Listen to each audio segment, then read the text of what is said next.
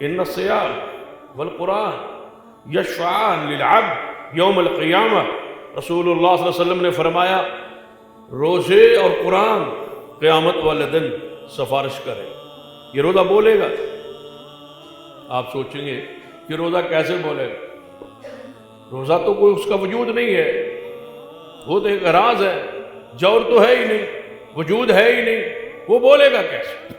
اور اس پر بہت سارا علماء نے لکھا ہے، کاش کسی کا عقیدہ اور منہج درست ہو اور وہ اس پہ غور کرے۔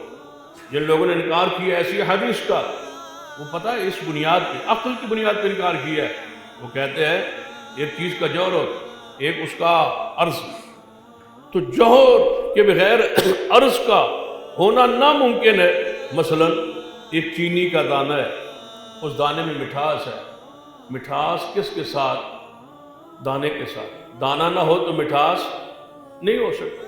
فرماتے ہیں مٹھاس کے لیے ضروری ہے کہ دانہ موجود ہو، کڑواہٹ کے لیے ضروری ہے کہ اس کے لیے کوئی چیز، کوئی جوہر، کوئی جسم موجود ہو، تو لہذا ضروری ہے کہ روزے کے لیے کوئی جسم موجود ہو۔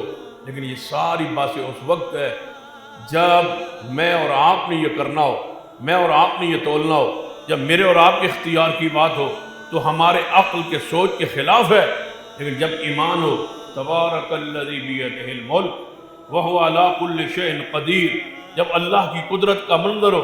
اسی لیے امام بخاری رحمۃ اللہ علیہ نے جب وہ صحیح البخاری کی وہ آخری حدیث لائے کہ کلمتان حبیبتان الی الرحمن ثقیلتان فی المیزان، وزن ہوگا اعمال کا، تو وہی اللہ کی جو صفت لائے وہ صفت القدیر لائے کہ جب تولنے والا قادر ہے۔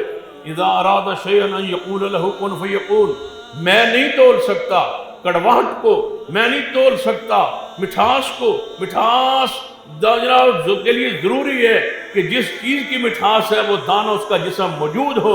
لیکن یہ ہمارے لیے جب اللہ چاہے تو مٹھاس کو الگ تولنے پر بھی قادر ہے اور اس کے جوہر اور وجود کو الگ تولنے پر بھی قادر ہے۔